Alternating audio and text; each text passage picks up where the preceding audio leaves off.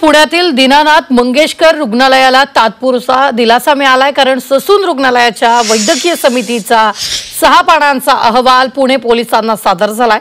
Sassoon रुग्णालयाच्या वैद्यकीय समितीनं अहवालात मंगेशकर रुग्णालय आणि डॉक्टर घैसास यांच्यावर ठपका ठेवलेला नाही। पुणे पोलिसांनी अहवालातील 4 मुद्द्यांवर पुन्हा एकदा ससूनकडून अभिप्राय मागितलेला आहे।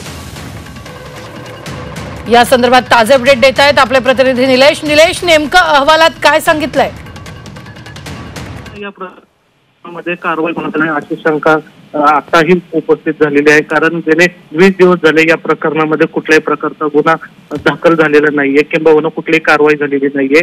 या प्रकरणामध्ये शासनाने 4 समिती सदस्य नेमणूक करण्यात आली। या 4ही समितीचा अहवाल झाला, मात्र यामध्ये प्रामुख्याने जो महत्वाचा अहवाल होता तो ससून रुग्णालयाचा होता। तो ससून रुग्णालयाचा अहवाल काल पुणे पोलिसांना प्राप्त झाला, मात्र त्यामध्ये ससून रुग्णालय असेल किंवा डॉक्टर घैसास असेल यांना तात्पुरता दिलासा मिळेल असे या ठिकाणी नमूद करण्यात आलेलं आहे। त्यामुळे पुणे पोलिसांनी पुन्हा एकदा 4 मुद्द्यांवर ससून रुग्णालयाकडे पुन्हा अभिप्राय मागितलेला आहे आणि जी वैद्यकीय समिती स्थापन करण्यात आली होती त्या समितीने 6 पानाचा जो अहवाल दिलेला आहे त्यामध्ये दीनानाथ हॉस्पिटल असेल किंवा डॉक्टर घैसास असेल त्यांना तात्पुरता का होईना दिलासा या अहवालात नमूद करण्याची प्राथमिक माहिती यामध्ये मिळत आहे। त्यामुळे पुन्हा एकदा पुणे पोलिसांनी ससून रुग्णालयाला 4 पानांचा अहवाल पाठवून पुन्हा एकदा अभिप्राय मागितलेला आहे।